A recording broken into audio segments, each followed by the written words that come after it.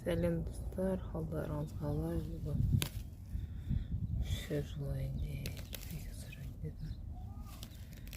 Көктем келді, тер шығады, шөп шығады. Үйдің айналасын тазартайық.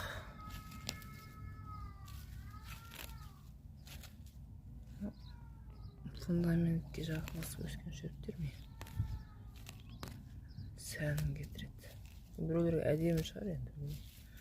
Бізге әдемі емес.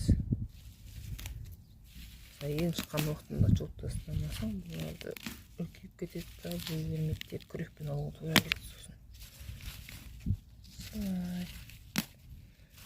Сіздер де көктемде қар басып отырсыздар ма, үйдің айналасын ерте кетіріп. Тамырын жолда.